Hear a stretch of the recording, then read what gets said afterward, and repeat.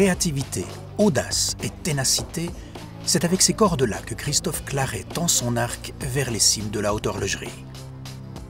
Les montagnes neuchâteloises, où il est venu créer sa manufacture, marquent l'éclosion d'un rêve ininterrompu. À 14 ans, le jeune Lyonnais démontait les réveils pour en comprendre les mécanismes. Tous ces vendredis après-midi, il les passait dans l'atelier d'un horloger.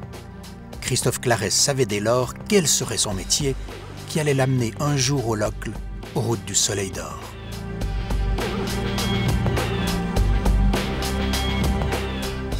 Mes parents ont voulu d'abord me décourager de devenir horloger parce que ce métier artisanal, ils le trouvaient peu valorisant. Mais voyant ma ténacité à acquérir ce métier, ils ont accepté que j'aille à Genève. Là, j'ai fait l'école d'horlogerie et 4 ans plus tard, diplôme en poche, je me suis mis à mon compte. Et je faisais de la restauration de montres compliquées. Et aussi, j'achetais des pièces de collection dans des ventes aux enchères que je revendais à mes collectionneurs. Et je faisais en parallèle de la création de montres compliquées. Et là m'est venue l'idée de créer la manufacture dans les montagnes neuchâteloises, où j'ai créé cette société en 1989. Et 9 ans plus tard, je suis venu au Locle, au manoir du Soleil d'Or.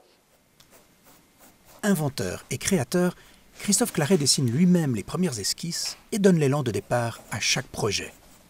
Puis il se rend au bureau technique où son équipe va prendre le relais de ses idées et les concrétiser. J'ai choisi de créer notre manufacture dans ce manoir parce qu'il est chargé d'histoire.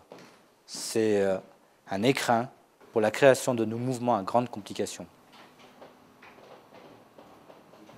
Il faudrait qu'on fasse 2-3 recherches sur la faisabilité technique.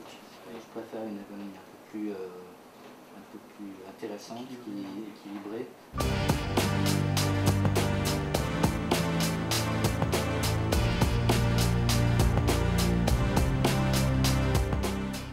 Les bureaux méthode et logistique coordonnent les travaux, une tâche particulièrement complexe. Car la manufacture Christophe Claret réalise quasiment toutes les phases de la création d'une montre.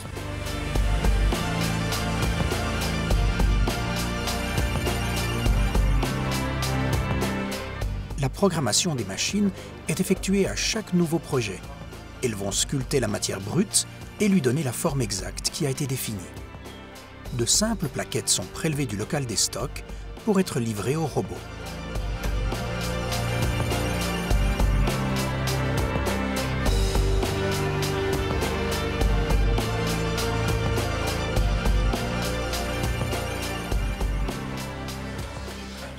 Pour préparer le travail de la matière brute, le robot cherche lui-même ses outils. Chaque opération fait l'objet d'un très grand soin, dont la précision est une clé de voûte. Les machines permettent le découpage et l'ajustement des pièces les plus petites, ainsi même que leur contrôle, là où l'exécution manuelle est devenue impossible. Ces performances ouvrent de nouvelles voies à la création de complications jusque-là irréalisables. La machine à découper Flash 4 laser, créée par Christophe Claret, a permis une production 10 à 20 fois plus rapide, tout en offrant une considérable économie d'énergie. La manufacture Christophe Claret ne se contente pas d'acheter des machines prêtes à l'emploi. En collaboration étroite avec leurs constructeurs, elle les conçoit elle-même pour les adapter à ses besoins et accroître leurs compétences. Les déchets se situent entre 0 et 3% seulement.